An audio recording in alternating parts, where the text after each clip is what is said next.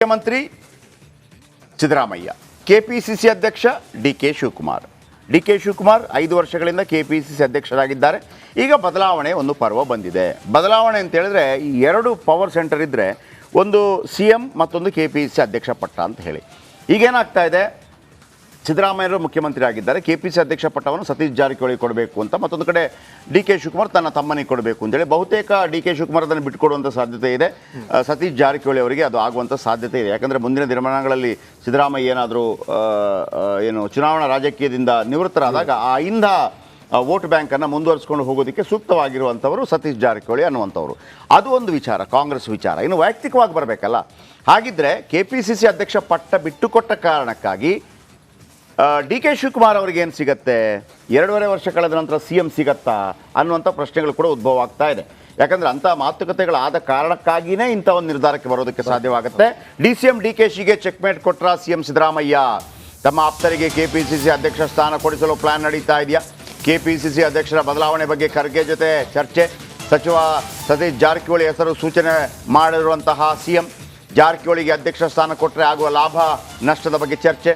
ಅಹಿಂದ ವರ್ಗದ ಮತಗಳು ಕಾಂಗ್ರೆಸ್ ಕಡೆ ಇರುತ್ತವೆ, 2028ರ ಚುನಾವಣೆಗೆ ಅಹಿಂದ ಮತಗಳ ಕ್ರೋಢೀಕರಣ ಆಗತ್ತೆ ಅನ್ನುವಂಥ ವಿಚಾರಗಳನ್ನು ಅವರಿಗೆ ಹೇಳಿದ್ದಾರೆ.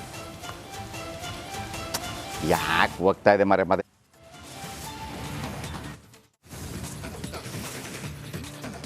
ಸರ್, ಇಲ್ಲಿ ಪ್ರಶ್ನೆ ಇರುವಂಥದ್ದು, ಈ ಹಿಂದೆ ಕೂಡ ಸಾಕಷ್ಟು ಚರ್ಚೆ ಆಗ್ತಾ ಇರುವಂಥದ್ದು, 2.5 ವರ್ಷ ಆದಮೇಲೆ ಡಿ.ಸಿ.ಎಂ ಇದ್ದವರು ಸಿ.ಎಂ ಆಗ್ತಾರೆ, ಸಿ.ಎಂ ಇದ್ದವರು ರಾಜಕೀಯ ನಿವೃತ್ತಿ ಪಡಿತಾರೆ ಅಂತ. ಆದರೆ ಈಗ ಪ್ರಶ್ನೆ ಆಗ್ತಾ ಇರುವಂಥದ್ದು, ಎಲ್ಲೋ ಒಂದು ಕಡೆ ಸಿ.ಎಂ ಸ್ಥಾನ ಸಿಗ್ತಾ ಇಲ್ಲ, ಇನ್ನೊಂದು ಕಡೆ ಕೆಪಿಸಿಸಿ ಅಧ್ಯಕ್ಷ ಸ್ಥಾನ ಕೂಡ ಹೋಗ್ತಾ ಇದೆ. ಏನಿರ್ಬೋದು ಸರ್ ಒಳಗಡೆ ಚರ್ಚೆ ಆಗ್ತಾ ಇರ್ಬೋದು ಅಂತ? ಇಲ್ಲ, ಇದ್ರ ಬಗ್ಗೆ ಒಂದು ಪ್ಯಾಕೇಜ್ ಇದೆಯಲ್ಲ. ಓಕೆ, ಸಂಜಯ್ ಇದರ ಬಗ್ಗೆ ಮಾತಾಡ್ತಾರೆ. ಸಂಜಯ್,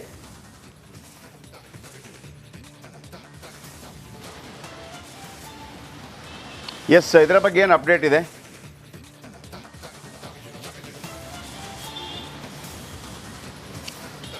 ಜಯಪ್ರಕಾಶ್ ಶೆಟ್ಟಿ ಮೊನ್ನೆ ದೆಹಲಿಗೆ ಹೋದಂಥ ಒಂದು ಸಂದರ್ಭದಲ್ಲಿ ಮಹತ್ತರವಾದ ಚರ್ಚೆ ಕೆಪಿಸಿಸಿ ಅಧ್ಯಕ್ಷರ ಬದಲಾವಣೆ ವಿಚಾರವಾಗಿ ಸಿ.ಎಂ ಸಿದ್ದರಾಮಯ್ಯ ಮಲ್ಲಿಕಾರ್ಜುನ್ ಖರ್ಗೆ ಅವ್ರ ಜೊತೆ ಮಾತನಾಡಿರ್ತಕ್ಕಂಥದ್ದು.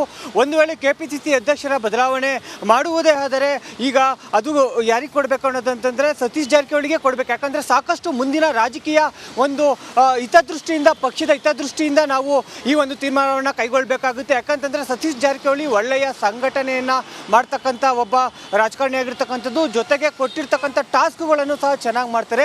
ಇದೆಲ್ಲದಕ್ಕಿಂತ ಮುಖ್ಯವಾಗಿ 28ರ ಒಂದು ಚುನಾವಣಾ ದೃಷ್ಟಿಯಿಂದ ಅಂತಂದರೆ ಈಗಿರ್ತಕ್ಕಂಥ NDA ಮೈತ್ರಿಕೂಟ ಏನು ಕರ್ನಾಟಕದಲ್ಲಿದೆ ಅದು ಒಕ್ಕಲಿಗ ಲಿಂಗಾಯತ ಕಾಂಬಿನೇಷನಲ್ಲಿ ಹೋಗುತ್ತೆ. ಇದಕ್ಕೆ ಪ್ರತಿಯಾಗಿ ನಾವು ನಮ್ಮ ಅಹಿಂದ ಅಂತಂದರೆ ಮೂಲ ಕಾಂಗ್ರೆಸ್ನ ಒಂದು ಮತ ಬ್ಯಾಂಕ್ ಆಗಿರ್ತಕ್ಕಂಥ ಅಹಿಂದ ವರ್ಗವನ್ನು ನಾವು ಹಿಡಿದಿಟ್ಕೊಳ್ಬೇಕಂತಂದರೆ ಅಹಿಂದ ವರ್ಗದವರೇ ಕೆಪಿಸಿಸಿ ಅಧ್ಯಕ್ಷರಾಗಿದ್ದರೆ ಸಾಕಷ್ಟು ಅನುಕೂಲ ಅಂತಕ್ಕಂಥ ಮಾತನ್ನು ಸಿ.ಎಂ ಸಿದ್ದರಾಮಯ್ಯನವರು ಮಲ್ಲಿಕಾರ್ಜುನ್ ಖರ್ಗೆ ಜೊತೆಗೆ ಹೇಳಿರ್ತಕ್ಕಂಥದ್ದು. ಜೊತೆಗೆ ಸತೀಶ್ ಜಾರಕಿಹೊಳಿ ಎಲ್ಲ ರೀತಿಯ ಕೆಪಿಸಿಸಿ ಅಧ್ಯಕ್ಷರಾಗಲು ಬೇಕಾಗಿರ್ತಕ್ಕಂಥ ಎಲ್ಲ ಅರ್ಹತೆಗಳನ್ನು ಹೊಂದಿರತಕ್ಕಂಥದ್ದು, ಆರ್ಥಿಕವಾಗಿಯೂ ಚೆನ್ನಾಗಿರ್ತಕ್ಕಂಥದ್ದು, ಜೊತೆಗೆ ಒಳ್ಳೆಯ ಒಂದು ಸಂಘಟನೆ ಮಾಡ್ತಾರೆ, ಜೊತೆಗೆ ಸಾಕಷ್ಟು ಉತ್ತಮವಾದ ಒಡನಾಟವನ್ನು ಶಾಸಕರ ಜೊತೆಗೆ ಪಕ್ಷದ ಜಿಲ್ಲಾಧ್ಯಕ್ಷರುಗಳ ಜೊತೆಗೆ ಇಟ್ಕೊಂಡಿರ್ತಕ್ಕಂಥದ್ದು. ಹಾಗಾಗಿ ಸತೀಶ್ ಜಾರಕಿಹೊಳಿ ಅವರನ್ನೇ ಕೆಪಿಸಿಸಿ ಅಧ್ಯಕ್ಷರನ್ನು ಮಾಡೋದು ಒಳ್ಳೆಯದು ಅಂತಕ್ಕಂಥ ಅಭಿಪ್ರಾಯವನ್ನು ಕೆಎಸಿಸಿ ಅಧ್ಯಕ್ಷ ಮಲ್ಲಿಕಾರ್ಜುನ್ ಖರ್ಗೆ ಅವ್ರ ಜೊತೆಗೆ ಸಿ.ಎಂ ಸಿದ್ದರಾಮಯ್ಯ ಚರ್ಚೆಯನ್ನು ಮಾಡಿರ್ತಕ್ಕಂಥದ್ದು. ಈ ಮುಖಾಂತರವಾಗಿ ಸಿ.ಎಂ ಸಿದ್ದರಾಮಯ್ಯನವರು ಡಿ.ಕೆ. ಶಿವಕುಮಾರ್ ಅವರಿಗೆ ಒಂದು ಚೆಕ್ಮೇಟ್ ಕೊಡಲು ಮುಂದಾಗಿದ್ದಾರೆ ಅಂತಂದರೆ ತಮ್ಮ ಆಪ್ತರಿಗೆ ಕೆಪಿಸಿಸಿ ಅಧ್ಯಕ್ಷ ಸ್ಥಾನವನ್ನು ಕೊಡುವ ಮುಖಾಂತರವಾಗಿ ಮುಂದಿನ ದಿನಗಳಲ್ಲೂ ಸಹ ಕಾಂಗ್ರೆಸ್ ಪಕ್ಷದಲ್ಲಿ ನಮ್ಮ ಹಿಡಿತ ಇರಲೇಬೇಕು ಅಂತಕ್ಕಂಥ ಒಂದು ತೀರ್ಮಾನಕ್ಕೆ ಬಂದಂತೆ ಕಾಣ್ತಾ ಇದೆ. ಜೊತೆಗೆ ಏನು ನನಗೆ ಪ್ರತಿಸ್ಪರ್ಧಿಯಾಗಿ ಡಿ.ಕೆ. ಶಿವಕುಮಾರ್ ಅವರು ಸಿ.ಎಂ ಸ್ಥಾನಕ್ಕೆ ಪ್ರತಿಸ್ಪರ್ಧಿ ಆಗ್ತಾರೆ, ಇಂಥ ಒಂದು ಸಂದರ್ಭದಲ್ಲಿ ನಾವು ಅವರನ್ನು ವೀಕ್ ಮಾಡಬೇಕಂತಂದರೆ ಇವಾಗಿನಿಂದಲೇ ಈ ರೀತಿಯ ತಂತ್ರಗಳನ್ನು ಮಾಡಬೇಕು ಅಂತಕ್ಕಂಥ ಒಂದು ಚಿಂತನೆಗೆ ಸಿ.ಎಂ ಸಿದ್ದರಾಮಯ್ಯನವರು ಬಂದಿರಬೇಕು ಅನಿಸುತ್ತೆ. ಈ ಒಂದು ಲೆಕ್ಕಾಚಾರದಲ್ಲಿ ಒಂದು ವೇಳೆ ಕೆಪಿಸಿಸಿ ಅಧ್ಯಕ್ಷರ ಬದಲಾವಣೆ ಮಾಡೋದೇ ಆದರೆ ಸತೀಶ್ ಜಾರಕಿಹೊಳಿ ಅವರಿಗೆ ಕೊಡಬೇಕು. ಉತ್ತರ ಕರ್ನಾಟಕ ಭಾಗದ ನಾಯಕರು ಸಹ ಸತೀಶ್ ಜಾರಕಿಹೊಳಿ ಆಗಿರ್ತಕ್ಕಂಥದ್ದು ಒಂದು ದೊಡ್ಡ ಹಿಡಿತವನ್ನು ಇಡೀ ರಾಜ್ಯಾದ್ಯಂತ ಸತೀಶ್ ಜಾರಕಿಹೊಳಿ ಇರ್ತಕ್ಕಂಥದ್ದು. ಅಹಿಂದ ನಾಯಕರಾಗಿಯೂ ಗುರುತಿಸ್ಕೊಂಡಿದ್ದಾರೆ. ಒಂದಷ್ಟು ಬೇರೆ ಬೇರೆ ರೀತಿಯ ಕಾರ್ಯಕ್ರಮಗಳನ್ನು ಅವರು ತಮ್ಮದೇ ಆದ ಒಂದು ಸಂಘಟನೆ ಮುಖಾಂತರ ಮಾಡ್ತಾ ಇರ್ತಕ್ಕಂಥದ್ದು. ಹೀಗಾಗಿ ಪಕ್ಷದ ಹಿತದೃಷ್ಟಿಯಿಂದ 28ರ ಚುನಾವಣಾ ದೃಷ್ಟಿಯಿಂದ ಸತೀಶ್ ಜಾರಕಿಹೊಳಿ ಅವರಿಗೆ ಕೆಪಿಸಿಸಿ ಅಧ್ಯಕ್ಷ ಸ್ಥಾನವನ್ನು ಕೊಡಬೇಕು ಅಂತಕ್ಕಂಥ ಒಂದು ಅಭಿಪ್ರಾಯವನ್ನು ಸಿ.ಎಂ ಸಿದ್ದರಾಮಯ್ಯನವರು ಎಐಸಿಸಿ ಅಧ್ಯಕ್ಷರ ಜೊತೆಗೆ ಮಾಡಿರ್ತಕ್ಕಂಥದ್ದು. ಇದಕ್ಕೆ ಡಿ.ಕೆ. ಶಿವಕುಮಾರ್ ಮುಂದಿನ ದಿನಗಳಲ್ಲಿ ಹೋಗ್ತಾರಾ, ಅಷ್ಟು ಸುಲಭವಾಗಿ ಕೆಪಿಸಿಸಿ ಅಧ್ಯಕ್ಷ ಸ್ಥಾನವನ್ನು ಬೇರೆಯವ್ರಿಗೆ ಬಿಟ್ಕೊಡ್ತಾರಾ ಅಂತಕ್ಕಂಥದ್ದು ಈಗಿರ್ತಕ್ಕಂಥ ಚರ್ಚೆ. ಜಯಪ್ರಕಾಶ್ ಶೆಟ್ಟಿ, ಮತ್ತು ಡಿ.ಕೆ. ಶಿವಕುಮಾರ್ಗೆ ಏನು ಕೊಡ್ತಾರಂತೆ? ಪಕ್ಷದ ಬಲವರ್ಧನೆ ಸತೀಶ್ ಜಾರಕಿಹೊಳಿ ಅವರಿಗೆ ಕೊಡೋದ್ರಿಂದ ಪಕ್ಷದ ಬಲವರ್ಧನೆ ಆದರೆ ಡಿ ಕೆ ಶಿವಕುಮಾರ್ ಅವರನ್ನ KPCC ಅಧ್ಯಕ್ಷ ಸ್ಥಾನದಿಂದ ಕೆಳಗಿಳಿಸಿದ್ರೆ ಪಕ್ಷ ಸ್ಟ್ರಾಂಗ್ ಆಗಿಬಿಡತ್ತಾ? ಅವ್ರಿಗೇನಾದರೂ ಸ್ಥಾನಮಾನ ಕೊಡಬೇಕಲ್ಲ, ಅವ್ರಿಗೇನಂತೆ?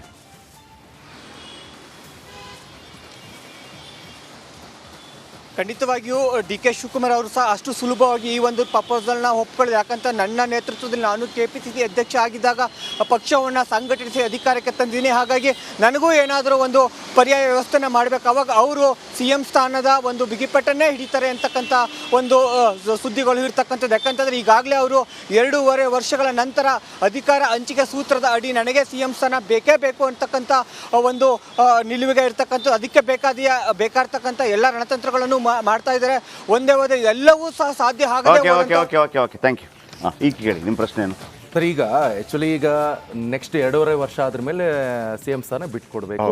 ಸಿದ್ದರಾಮಯ್ಯವರು ಈ ಸತಿ ನಿರ್ಧಾರ ಆಗಿದ್ದಾರೆ. ಹೌದು, ಆಗಿದ್ರೆ ಈಗ ಈ DCM ಪಟ್ಟನು ಈಗ ಆಚೆ ಕಡೆ CM ಆಗೋಕ್ಕೂ ಸಿಗ್ತಾ ಇಲ್ಲ DCM ಅವರಿಗೆ, ಈಚೆ ಕಡೆ ಅಧ್ಯಕ್ಷರ ಪಟ್ಟನು ಹೋಗ್ತಾ ಇದೆ.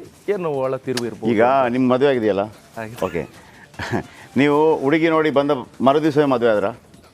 ಇಲ್ಲಲ್ಲ, ಸ್ವಲ್ಪ ಲೇಟ್. ಏನಾಗುತ್ತೆ? ಯಾಕೆ ಲೇಟ್? ಯಾಕೆ ಟೈಮ್ ತಗೋತೀವಿ ಹೇಳಿ? ಎಷ್ಟು ಯೋಚನೆ ಮಾಡ್ಬೇಕಾಗುತ್ತೆ. ಎಲ್ಲರನ್ನು ಕರಿಬೇಕಾಗತ್ತೆ, ಚಪ್ರ ಹಾಕ್ಬೇಕಾಗತ್ತೆ, ಊಟಕ್ಕೆ ಏನಂತ ಇರಬೇಕಾಗತ್ತೆ, ಮತ್ತೊಂದು ಇರಬೇಕಾಗತ್ತೆ. ಮೀಡಿಯಾದಲ್ಲಿ ಬರೋ ರೀತಿಯಲ್ಲಿ ಕಾಂಗ್ರೆಸ್ಸಲ್ಲಿ ಏನೂ ಆಗ್ತಾ ಇಲ್ಲ ನನ್ನ ಪ್ರಕಾರ. ಮೀಡಿಯಾದಲ್ಲಿ ಅವರನ್ನು ಕಿತ್ಕೊಂಡ್ರು ಅಲ್ಲ, ದೇ ಆರ್ ವೆಲ್ ಪ್ಲ್ಯಾನ್ಡ್. ನಾನು ಅವತ್ತಿಂದ ಹೇಳ್ತಾ ಇದ್ದೀನಿ, ನಿಜವಾಗಿ ಇಂಥ ಪ್ಲ್ಯಾನ್ಗಳನ್ನು ಮೊದಲು ಮಾಡ್ತಾ ಇದ್ದದ್ದು ಕರ್ನಾಟಕದಲ್ಲಿ BJP ಅಷ್ಟು ಶಿಸ್ತಿನ ಪಕ್ಷ ಅನ್ನೋದೇ ಇಲ್ಲ. ಅವರೇ ನಿಜವಾಗಿ ಶಿಸ್ತು ಅಂದ್ರೆ ಏನು ಅಂತ ಕಲಿಸಿದ್ದವರು. ಈಗೇನಾಗ್ತಿದೆ ಹೇಳಿ?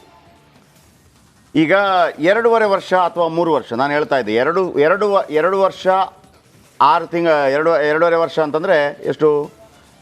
2 ವರ್ಷ 6 ತಿಂಗಳು ಅಲ್ವಾ? ಒಂದು ವೇಳೆ 2 ವರ್ಷ 9 ತಿಂಗಳು ಏನಾದರೂ 3 ತಿಂಗಳು ಸ್ವಲ್ಪ ಗ್ರೇಸ್ ಪಾಯಿಂಟ್ ಇವರಿಗೆ ಏನಾದರೂ ಕೊಟ್ಟರೆ ನಿಜವಾಗ್ಲೂ, ಅಂದರೆ ಬಹುತೇಕ ಹಂಗೆ ಅಂದ್ಕೊಂಡಿದ್ದಾರೆ 2.5 ವರ್ಷ ಅಥವಾ ಸಿದ್ದರಾಮಯ್ಯನವರಿಗೆ 3 ವರ್ಷ ಅಥವಾ ಅವರಿಗೆ 2 ವರ್ಷ ಆ ಥರ ಇರ್ಬೋದು.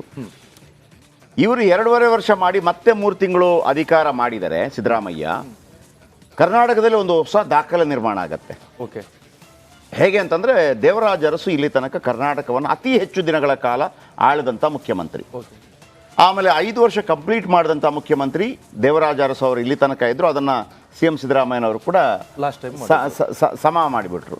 ಹಾಗಿದ್ರೆ ನೀವು ಕೇಳ್ಬೋದು, SM ಕೃಷ್ಣ ಕೂಡ ಮಾಡಿದ್ರಲ್ಲ ಸರ್ ಅಂತೇಳಿ. SM ಕೃಷ್ಣ ಮಾಡಿದ್ರು ನಿಜ, ಆದರೆ ಅವರು 4.5 ವರ್ಷ ಮಾಡಿದ್ರು, 5 ವರ್ಷ ಮಾಡಿರಲಿಲ್ಲ.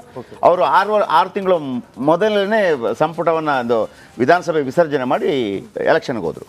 ಈಗ ವಿಚಾರಕ್ಕೆ ಬನ್ನಿ. ಹೌದು, ಸತೀಶ್ ಜಾರಕಿಹೊಳಿ ಯಾರ ಫಾಲೋವರು? ಪಕ್ಕಾ ಸಿದ್ದರಾಮಯ್ಯ ಫಾಲೋವರ್, ಜನತಾ ಪರಿವಾರದಲ್ಲಿ ಇದ್ದಂಥವ್ರು. ಅವರು ಕಾಂಗ್ರೆಸ್ಗೆ ಬಂದಾಗಲೂ ಕೂಡ ಅವರಿಗೆ ಫಂಡಿಂಗ್, ಮುಖ್ಯಮಂತ್ರಿ ಆಗೋದಕ್ಕೆ ಫಂಡಿಂಗ್ ಎಲ್ಲ ಮಾಡಿದವರ ಪ್ರಮುಖರ ಪೈಕಿ ಯಾರು? ಸತೀಶ್ ಜಾರಕಿಹೊಳಿ ಪ್ರಮುಖರು. ಈಗೇನಾಗತ್ತೆ, 5 ವರ್ಷ ಆಯಿತು ಡಿ ಕೆ ಶಿವಕುಮಾರ್ ಅವರ ಕಾಲಾವಧಿ. ಇವರು ಮುಖ್ಯಮಂತ್ರಿ ಇದ್ದರು, ಇವರು KPCC ಅಧ್ಯಕ್ಷರಿದ್ದರು ಮತ್ತು DCM ಇದ್ದರು. ಭಾಳ ಬಲಿಷ್ಠವಾಗಿ ಪಕ್ಷವನ್ನು ಕಟ್ಟಿದವರು. ನನಗೇನು ಅನ್ನಿಸ್ತಾ ಇದೆ, ಒಂದು ಮಾತುಕತೆ ಆಗಬಹುದು. ಇವರು ಕೇಳ್ಬೋದು, ನನ್ನ ತಮ್ಮನಿಗೆ ಮಾಡಿ ಅಂತ ಕೇಳ್ಬೋದು. ಹೈಕಮಾಂಡ್ ಹೇಳ್ಬೋದು, ಇಲ್ಲ ನೋಡಪ್ಪ, ನೀನು ಒಕ್ಕಲಿಗರ ದೊಡ್ಡ ನಾಯಕ, ಆಮೇಲೆ ಅತ್ಯದ್ಭುತವಾದಂಥ ಸಂಘಟನಾಕಾರ, ಒಕ್ಕಲಿಗರ ನಾಯಕತ್ವದ ಜೊತೆಗೆ ಇನ್ನೂ ಓಟು ಬರ್ಬೋದು, ಇಲ್ಲ ಅಂತಲ್ಲ. ಆದರೆ ಸಿದ್ದರಾಮಯ್ಯನವರು ಹೋದ ನಂತರ ಆ ಒಂದು ಅಹಿಂದ ಮತವನ್ನು ಹಿಡಿದಿಟ್ಟುಕೊಳ್ಳುವ ಒಬ್ಬ ನಾಯಕ ಬೇಕಲ್ವಾ? ಆಮೇಲೆ ಅದಕ್ಕೆ ಒಂದು ಛಾತಿ ಬೇಕಲ್ಲ. ಸಿದ್ದರಾಮಯ್ಯನವರು ಅಲ್ಲದಿದ್ದರೂ ಕೂಡ ಅದರ ಒಂದು 20% ಆದರೂ ಮ್ಯಾನೇಜ್ ಮಾಡಬಲ್ಲರು ಸದ್ಯಕ್ಕೆ. ಯಾರು? ಸತೀಶ್ ಜಾರಕಿಹೊಳಿ. ಮತ್ತೆ ಅವಕಾಶಗಳು ಸಿಕ್ಕಾಗ ಹೆಂಗೆ ಬಿಹೇವ್ ಮಾಡ್ತಾರೆ ಅಂತ. ಅಂದರೆ ರಾಜ್ಯಾದ್ಯಂತ ಪ್ರಸಿದ್ಧಿ ಅಲ್ಲದಿದ್ದರೂ ಕೂಡ ಒಂದು ದಲಿತ ಮತವನ್ನು, ಆಮೇಲೆ SC/ST ಮತಗಳ ಮೇಲೆ, ಆಮೇಲೆ ಮುಸ್ಲಿಂ ಮತಗಳ ಮೇಲೆ ಒಂದು ಹೋಲ್ಡ್ ಬರುವಂಥ ಶಕ್ತಿ ಖಂಡಿತವಾಗ್ಲೂ ಸತೀಶ್ ಜಾರಕಿಹೊಳಿ ಅವರಿಗಿದೆ. ಹಾಗಾಗಿ ಈಗ ಏನು ಮಾಡ್ತಾರೆ, ಸಿದ್ದರಾಮಯ್ಯ CM, KPCC ಅಧ್ಯಕ್ಷ ಸ್ಥಾನವನ್ನು ಸತೀಶ್ ಜಾರಕಿಹೊಳಿಗೆ ಕೊಟ್ಟಾಗ ಡಿ ಕೆ ಶಿವಕುಮಾರ್ ಅವರು ಹತ್ತು ಕರೆದು ಕೇಳಬೇಕಾಗಿಲ್ಲ. ಡಿ ಕೆ ಶಿವಕುಮಾರ್ ಅವರಿಗೆ ಕೊಡುತ್ತೆ ಹೈಕಮಾಂಡ್, ಕೊಡಲೇಬೇಕು ಹೈಕಮಾಂಡ್. ಓಕೆ. ಅವ್ರೇನು ಹೇಳ್ತಾರೆ, ಆಯ್ತಪ್ಪ ಈಗ 2.5 ವರ್ಷ ಕಳೆದ ನಂತರ ನೀನು ಮುಖ್ಯಮಂತ್ರಿ ಆಗ್ತೀಯ, ಮುಖ್ಯಮಂತ್ರಿಯಾಗಿ ನೀನು KPCC ಅಧ್ಯಕ್ಷ ಇದ್ದೆ, ಅವರು ಮುಖ್ಯಮಂತ್ರಿ ಇದ್ದರು, ಈಗ ನೀನು ಮುಖ್ಯಮಂತ್ರಿ ಆಗ್ತೀಯ, ಅವರಿಗೆ KPCC ಅಧ್ಯಕ್ಷ ಪಟ್ಟ. ಓಕೆ. ಇದು ಸರ್ ಇಲ್ಲಿ ಒಂದು ಕ್ವಶನ್ ಸರ್. ಈಗ ಪರಮೇಶ್ವರ್ ಅವರಿದ್ದಾರೆ, ಜೊತೆಗೆ ಈಗ ಪ್ರಿಯಾಂಕ್ ಖರ್ಗೆ ಅವರಿದ್ದಾರೆ. ಇವ್ರನ್ನ ಬಿಟ್ಟು ಆಚೆ ಕಡೆ ಸತೀಶ್ ಜಾರಕಿಹೊಳಿ ಅಂದ್ರೆ ಏನು ಅಂತ ಇವರು ಕೂಡ ಹಿಂದ ಯಾರೆಲ್ಲ ಹೇಳಿದ್ರಿ ನೀವು? ಪ್ರಿಯಾಂಕ್ ಖರ್ಗೆ, ಓಕೆ, ಪರಮೇಶ್ವರ್ ಅವರು. ನೋಡಿ, ಪರಮೇಶ್ವರ್ ಅವರು 8 ವರ್ಷಗಳ ಕಾಲ KPCC ಅಧ್ಯಕ್ಷರಾಗಿದ್ದರು. ಎಲ್ಲರಿಗೂ ಒಂದೊಂದು ಅವಕಾಶಗಳು ಸಿಗುತ್ತೆ. ಓಕೆ. KPCC ಅಧ್ಯಕ್ಷರಾಗಿ 8 ವರ್ಷಗಳ ಕಾಲ ಇದ್ದರು. ಆಮೇಲೆ 8 ವರ್ಷಗಳ ಅವಧಿಯಲ್ಲಿ ಅವರ ಅಧ್ಯಕ್ಷರಾಗಿದ್ದಾಗ ಅಧಿಕಾರಕ್ಕೂ ಬಂತು ಪಾರ್ಟಿ. ಓಕೆ. ಬಟ್ ಅವ್ರು ಗೆಲ್ಲಿಲ್ಲ ಕೊರಟಗೆರೆ. ಹಾಗಂತ ಆ ಚಾನ್ಸ್ ಇನ್ನೊಂದು ಸಲ ಬೇರೆ ರೀತಿಯಲ್ಲಿ ಬರಬೇಕು. ಅವ್ರಿಗೆ ಪಕ್ಕ ಚಾನ್ಸ್ ಬಂದಿತ್ತು. ಹಾಗಾಗಿ ಅವರು ಎಲೆ ಹಾಕೋಕ್ಕಾಗಲ್ಲ, ನಂದು ಕೊಡಲೇಬೇಕು ಅಂತೇಳಿ. ಆದರೆ ರೇಸಲ್ಲಿ ಇರಬಾರ್ದು ಅಂತೇನಿಲ್ಲ. ಅವ್ರು ಯಾವಾಗ ಈಗ ಕೇಳೋದಕ್ಕೆ ಅವ್ರಿಗೆ ಈಗ ಅವಕಾಶ ಇರೋದು ದಲಿತ್ CM ವಿಚಾರ ಬಂದಾಗ ನನ್ನನ್ನು ಮಾನ್ಯ ಮಾಡಿ. ಅದು ಯಾವಾಗ ಖರ್ಗೆ ನಂತರ. ಓಕೆ. ಸೊ ಹಾಗಾಗಿ ಅವರ ರೂಟ್ ಈಗ ಫ್ರಂಟ್ ರನ್ನರ್ ಆಗಿದ್ರು ಯಾರು, ಪರಮೇಶ್ವರ್ 2013ರಲ್ಲಿ ಗೆದ್ದಿದ್ರೆ ಅವರೇ ಮುಖ್ಯಮಂತ್ರಿ. ಗೆದ್ರಿ, ಪಕ್ಷ ಗೆಲ್ತು, ನೀವು ಸೋತ್ರಿ. ಏನು ಮಾಡೋಕ್ಕಾಗಲ್ಲ. ಈಗೇನಾಯ್ತೆ, ಅವ್ರು ಅಲ್ಲಿಂದ ಬಂದು ಮತ್ತೊಮ್ಮೆ ಲೈನಲ್ಲಿ ನಿಂತ್ಕೋಬೇಕು, ದೂರದ ಲೈನ್. ಅಲ್ಲಿ ಲೈನಲ್ಲಿ ಇದ್ದಾರೆ, ಖರ್ಗೆ ಇದ್ದಾರೆ, DK ಶಿವಕುಮಾರ್ ಇದ್ದಾರೆ, ಮತ್ತೊಬ್ರು. ಈಗ ಅವರಿಗೆ ಅವಕಾಶ ಇರೋದು ಒಂದೇ ಅವಕಾಶ, ದಲಿತ್ ಮುಖ್ಯಮಂತ್ರಿ ಆಗುವಂಥ ಸಂದರ್ಭ ಬಂದಾಗ ನನಗೊಂದು ಅವಕಾಶ. ಆದರೂ ಅವರ ಮುಂದೆ ಖರ್ಗೆ ಇದ್ದಾರೆ, ಅದು ಚಾನ್ಸಸ್ ಆಯ್ತಾ. ಇನ್ನು ಪ್ರಿಯಾಂಕ್ ಖರ್ಗೆ ಇನ್ನೂ ಕೂಡ ತುಂಬ ಯಂಗ್, ಇನ್ನೂ ತುಂಬ ಅವಕಾಶ ಇದೆ ಅವರಿಗೆ. KPCC ಅಧ್ಯಕ್ಷ ಅದು ಅವ್ರಿಗೂ ಗೊತ್ತು, ಅವರೇನು ಫೋರ್ಸ್ ಮಾಡ್ತಾ ಇಲ್ಲ. ಯಾಕಂದರೆ 2013ರಲ್ಲಿ ಫಸ್ಟ್ ಟೈಮ್ ಗೆಲ್ತಾರೆ ಅವರು. ಫಸ್ಟ್ ಟೈಮ್ ಗೆದ್ದಾಗಲೇ ಅವ್ರನ್ನ ಮಂತ್ರಿ ಮಾಡ್ತಾರೆ ಯಾರು, ಸಿದ್ದರಾಮಯ್ಯ. ಅವರ ಜೊತೆ ಧರ್ಮಸಿಂಗ್ ಮಗ ಅಜಯ್ ಸಿಂಗ್ ಕೂಡ ಗೆಲ್ತಾರೆ. ಅವರು 3 ಬಾರಿ ಗೆದ್ದಾರೆ. ಅವರಿಗೆ ಇಲ್ಲಿ ತನಕ ಯಾವುದೂ ಸಿಕ್ಕಿಲ್ಲ. ಹಾಗಂತ ಅವ್ರಿಗೆ ಸಿಕ್ಕಿದೆ, 2 ಬಾರಿ ಮಂತ್ರಿ ಆಗಿದ್ದಾರೆ. ಅವರು ತೃಪ್ತ. ನೋಡಿ, ಮಲ್ಲಿಕಾರ್ಜುನ ಖರ್ಗೆ ಮಗ ಪ್ರಿಯಾಂಕ್ ಖರ್ಗೆ ಫಸ್ಟ್ ಟೈಮ್ ಮಂತ್ರಿ ಆದಾಗ ಅವ್ರ ಜೊತೆ ಆದವರು ಯಾರೆಲ್ಲ ಹೇಳಿ, ದಿನೇಶ್ ಗುಂಡೂರಾವ್. ಅವ್ರು 3 ಬಾರಿ ಆಗಿದ್ರು, ಗೆದ್ದಿದ್ರು. ಅವರು ಫಸ್ಟ್ ಟೈಮ್ ಮಂತ್ರಿ ಆಗಿದ್ದಾಗ Krishna Byregowda first time state ಮಂತ್ರಿ ಆಗಿದ್ದ ಆವಾಗ ಅವರು 3 ಜನ ಒಟ್ಟಿಗೆ ಮಾಡಿದ್ದು. ಸೊ ಹಾಗಿರುವಾಗ ಪ್ರಿಯಾಂಕ್ ಖರ್ಗೆಗೆ ಇಲ್ಲಿ ಯಾವುದೇ ಕಿರಿಕಿರಿ ಇಲ್ಲ. ಓಕೆ.